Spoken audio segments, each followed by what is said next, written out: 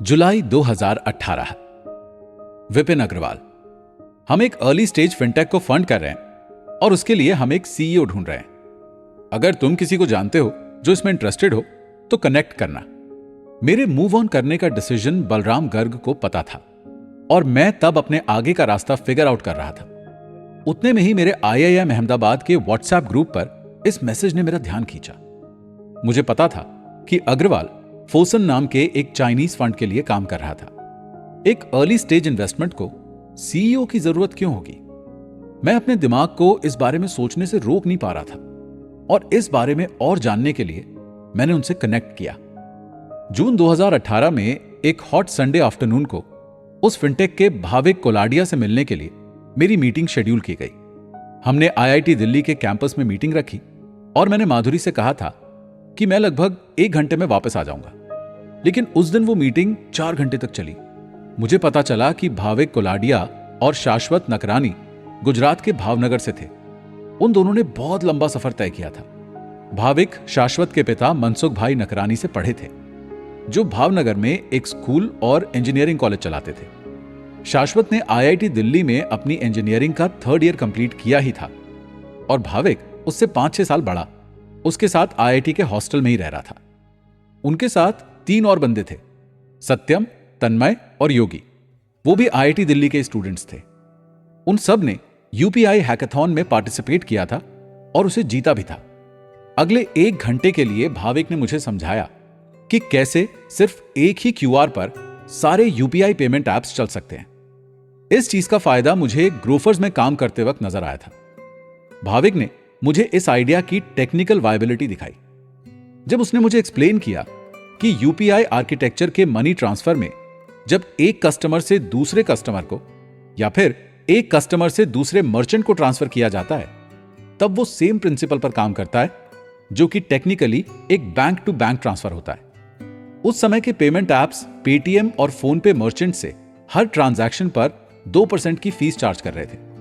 भाविक का आइडिया उस चार्ज को 1% तक रिड्यूस करके उन मर्चेंट्स को अपने पास लाने का था। तुम सिर्फ आर्बिट्राज पर खेल रहे हो और तुम कुछ गेम चेंजिंग नहीं कर रहे हो। भाविक की बात सुनकर मेरा यही इमीडिएट रिएक्शन था और फिर अगले कुछ मिनट तक हम क्वेश्चन एंड आंसर गेम खेलते रहे। भाविक बोला, क्या मार्केट ऐसे ही काम नहीं करता? मैंने कहा, अगर P2P और P2M का UPI में सेम आर्किटेक्चर है तो कुछ समय बाद कंज्यूमर ट्रांसफर जैसे ही मर्चेंट के ट्रांजैक्शन की कॉस्ट 0 हो जाएगी।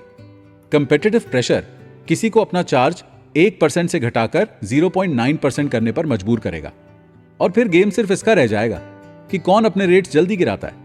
भाविक ने कहा, तो फिर हम इसमें बिजनेस कैसे बनाएं? मैं बोला, इस बिजनेस को बड़ा बनाने का तरीका सिर्फ डिस्ट्रीब्यूशन है, ना कि सेलिंग।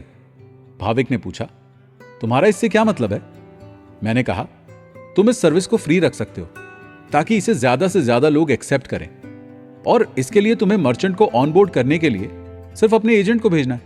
कुछ ही मिनट में भाविक को समझ आ गया कि टेक्नोलॉजिकली तो वो सही रास्ते पर है, लेकिन एक बिजनेस बिल्ड करने के लिए उन्हें मेरे जैसे किसी इंसान की जरूरत होगी जो एक को-फाउंडर के रूप में उनकी शुरुआत से मदद करे। मुझे भाविक से पता चला कि उन्होंने 2 महीने पहले ही कंपनी को सेटअप किया था और अभी तक उन्होंने 1 लाख का कैपिटल शेयर उसके और शाश्वत के बीच में रखा था और वो भी बिना किसी बिजनेस के।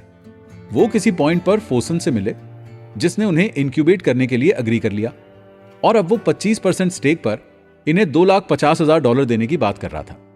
हालांकि वो पिछले 3 महीने से फोसन के ऑफिस में बैठे थे, लेकिन फिर भी चीजें आगे नहीं बढ़ी थी। Credit card fraud case. मैं उस प्रोडक्ट की टेक्निकल डिटेल्स समझ चुका था और मैं उस बात से इंप्रेस्ड था कि मैं एक सुपर शार्प यंग माइंड के साथ डील कर रहा था जो पॉसिबिलिटीज के लिए ओपन थे। लेकिन एक सवाल जिसका जवाब मुझे अभी तक नहीं मिला था वो ये था कि फोसन को इतने अर्ली स्टेज पर सीईओ अपॉइंट करने की क्या जरूरत थी। भाविक ने मुझे बेझिझक बताया कि यूएस में उसे एक केस में कन्विक्ट किया गया था, जिस वजह से फोसन नहीं चाहता कि वो फ्रंट एंड ऑपरेशन संभाले। उसके बाद शुरू हुई उस बंदे की गलत चॉइसेस और उसके धैर्य की कहानी। भाविक ने अपना करियर यूएस में एक पायलट के रूप में यूनाइटेड एयरलाइंस में शुरू किया था। उसे पैसा अच्छा मिल रहा था और वो काफी जगह घूम भी पा रहा था। लेकिन आखिर में उस जॉब का ग्लैमर खत्म हो गया और फिर वो सेटल डाउन होना चाहता था। इसलिए उसने अपने पार्टनर विजय के साथ यूएस में एक ग्रोसरी स्टोर शुरू किया। मैं काफी इंप्रेस हुआ जब उसने बताया कि वो सीखना बंद नहीं करना चाहता था और 3 इडियट्स के रैंचो की तरह वो कई बार कॉलेज में घुस जाता और डिग्री के लिए नहीं बल्कि सीखने के लिए वो लेक्चर अटेंड करता। उस समय उसे एक इंफॉर्मेशन मिली जिससे उसकी जिंदगी के बुरे दिन शुरू हो गए। उसे पता चला कि अगर आपको किसी का सोशल सिक्योरिटी नंबर पता चल जाए तो आप उसका क्रेडिट कार्ड अपने एड्रेस पर बिना किसी ऑथेंटिकेशन के डिलीवर करवा सकते हैं। उसने ये बात विजय को बताई, जिसने इस इंफॉर्मेशन के साथ कुछ क्रेडिट कार्ड्स का एक्सेस हासिल कर लिया। भाविक ने बताया कि विजय का चीट करने का कोई इंटेंशन नहीं था। जब उसने मर्चेंडाइज खरीदने के लिए क्रेडिट कार्ड यूज किए तो उसने ध्यान रखा कि वो सारे पेमेंट्स वापस टाइम पर कर दे।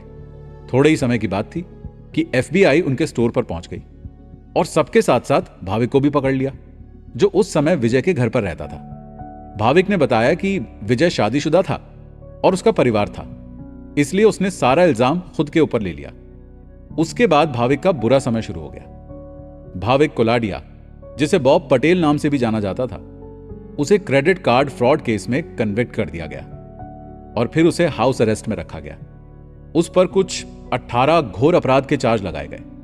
एक तरफ उसने खुद को कोर्ट में डिफेंड करने के लिए कोई लॉयर नहीं रखा और दूसरी तरफ उसने अपने हाउस अरेस्ट के टाइम को खुद को कोडिंग सिखाने में लगाया। केस चलता गया और फिर थोड़े टाइम बाद प्रोसिक्यूटर्स ने देखा कि वो बहुत इंटेलिजेंट था, इसलिए उन्होंने एक ऑफर रखा जिस पर वो अगर अग्री करता है तो उसके ऊपर से 16 चार्जेस हटा दिए जाएंगे। उसे 2 सबसे कम इंक्रिमिनेटिंग चार्जेस को एक्सेप्ट करना था और फिर हमेशा के लिए यूएस छोड़कर चले जाना था। उसके पास सिर्फ 2 ऑप्शन थे, या तो वो वहीं पर रुके और अपनी लंबी लड़ाई लड़े या फिर वो आजाद होकर चला जाए। उसने दूसरा वाला ऑप्शन चुना। इंडिया में वापस आकर मेरा मन है कि मैं कुछ इतना अच्छा करूं कि मैं वापस खुद की इज्जत जीत पाऊं। उसने मुझे ये सब बहुत कन्विक्शन के साथ एक्सप्लेन किया। भाविक ने इससे पहले बुक माई हेयरकट नाम की कंपनी चलाई थी। उस बिजनेस में पेमेंट इश्यूज सॉल्व करने के लिए उसने यूपीआई ऑप्शन को देखा और फिर एक चीज से दूसरी चीज होती गई और इसी तरीके से वो फोसन तक भी पहुंचा। जब फोसन को उसके पास्ट के बारे में पता चला तो प्रोडक्ट में इंटरेस्टेड होने के बावजूद भी उन्होंने कंपनी को फंड करने के लिए मना कर दिया। तब जाकर मुझे समझ आया कि वो एक सीईओ क्यों ढूंढ रहे थे। भाविक को वो सब एक्सेप्टेबल था, लेकिन जिस पेस से फोसन चीजें आगे बढ़ा रहा था वो उसे पसंद नहीं आ रहा था। पहली मीटिंग में ही मुझे अपने दिमाग में बड़ी पिक्चर क्लियर हो चुकी थी। और तो और यूं कहिए कि वो मीटिंग एकदम 2 को-फाउंडर्स के मिलने जैसी थी। मैंने रियलाइज किया कि यूपीआई स्पेस एक अच्छी प्रॉब्लम है सॉल्व करने के लिए, और पेमेंट्स को फ्री करके जो डेटा कलेक्ट किया जाएगा उसे हम लोन्स और मर्चेंट के लिए डिजिटल फाइनेंशियल प्रोडक्ट्स लॉन्च करने में यूज कर सकते हैं। मैंने भाविक और शाश्वत को बताया कि हमें कंपनी को रीस्ट्रक्चर करने की जरूरत है। हम तीनों 33% लेकर भी चल सकते हैं, लेकिन मेरे एक्सपीरियंस की वजह से मुझे ऐसा लगा कि शाश्वत अभी यंग है और वो इतना कुछ वैल्यू ऐड नहीं कर पा रहा।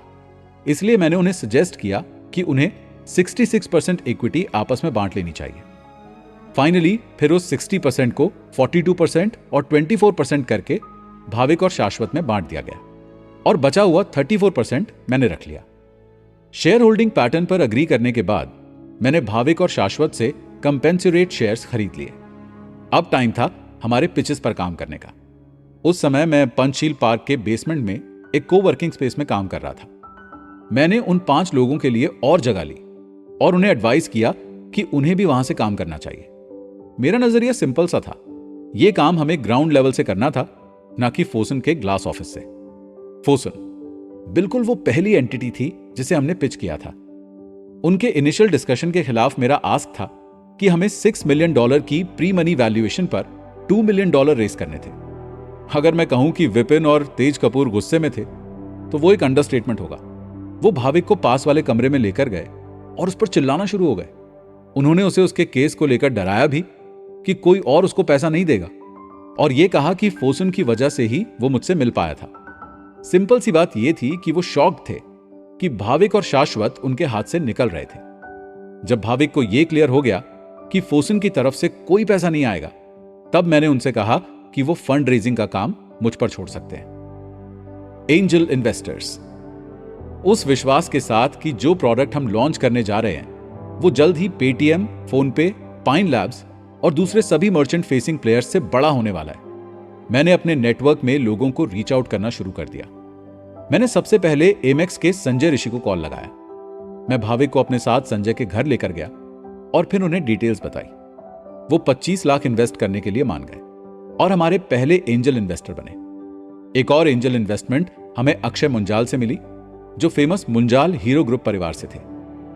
मैंने पहले अक्षय को उनके फैमिली ऑफिस इन्वेस्टमेंट्स में मदद की थी और उनकी बेटी मेरी बेटी के साथ स्कूल भी जाती थी। वो भी 25 लाख इन्वेस्ट करने के लिए मान गए। हमारे कुछ और अर्ली इन्वेस्टर्स में से थे कुणाल खट्टर, मैजिक पिन के अंशु शर्मा, पेयू के Nitin Gupta, AngelList, Venture Catalysts, Gram factory के नवनीत सिंह और इनके साथ और भी कई लोग। मैंने टोटल 1.92 करोड़ की फंडिंग रेज की और वो भी 18 करोड़ की प्री मनी वैल्यूएशन पर। कुणाल शाह और जितेंद्र गुप्ता वो 2 अर्ली इन्वेस्टर्स थे जिन्हें मैंने अप्रोच किया था, लेकिन वो कुछ रीजंस की वजह से ऑनबोर्ड नहीं आ सके। Kunal Shah credit card bill payment और रिवॉर्ड प्लेटफॉर्म क्रेड को बिल्ड करने में बिजी थे। जितेंद्र गुप्ता, जो पेयू में अपने आखिरी दिन गुजार रहे थे, वो 1 करोड़ इन्वेस्ट करने के लिए तैयार थे, वो भी 12 करोड़ की डिस्काउंटेड वैल्यूएशन पर। लेकिन नॉन कॉन्फ्लिक्ट्स के लिए उन्हें पेयू से अप्रूवल लाना था। उन्हें वो अप्रूवल नहीं मिला और इसलिए वो फंडिंग नहीं कर पाए। हालांकि बाद में मैंने जितेंद्र को भारत पे के बोर्ड में इनवाइट किया था और फोसन ने इस वेंचर में अपना कोई भी पैसा नहीं लगाया। विपिन ने एक अनरीजनेबल और अनएक्सेप्टेबल चीज भाविक से पूछी। वो चाहता था कि हमें उन्हें बिजनेस में पर्सनल इक्विटी देनी चाहिए, क्योंकि उन्होंने शुरुआती दिनों में काम किया था। हालांकि हमें वो सही नहीं लगा, इसलिए हमने वो डिमांड पूरी नहीं की और फोसन के पार्टिसिपेशन के बिना ही हम आगे बढ़े। काला जादू। अगर मैं कहूं कि इतनी सारी फंड रेजिंग कॉन्वर्सेशंस का हिस्सा बनकर मैंने हर चीज के लिए खुद को प्रिपेयर कर लिया है, तो ये एक बहुत बड़ा झूठ होगा। कोई भी चीज मुझे इस फोन कॉल के लिए प्रिपेयर नहीं कर सकती थी। तुमने हमारे बच्चों पर काला जादू कर दिया है, फोन की दूसरी तरफ से आवाज आई। मैंने उस समय यही सोचा था कि काला जादू ही वो आखिरी चीज होगी जिसके लिए मुझे ब्लेम किया जाएगा। सुबह सुबह मेरे ऊपर इन शब्दों से ब्लास्ट किया गया था। इस सवाल में बच्चे शाश्वत के विंगमेट वो 3 IITian थे, तन्मय, योगी और सत्यम, जिन्होंने अपने एंटरप्रेन्योरियल सपनों के लिए उस वक्त IIT से ड्रॉप आउट करने का डिसाइड कर लिया था। उनके पेरेंट्स चिंता में थे कि उनके बच्चे गलत रास्ते पर जा रहे हैं और उन्हें लगता था कि इस सब का जिम्मेदार मैं था। कुछ समय बाद जब भारत पे की हाइपर ग्रोथ कहानी शुरू हुई, तब उन्हें रियलाइज हुआ कि हम कुछ बहुत बड़ा कर रहे थे।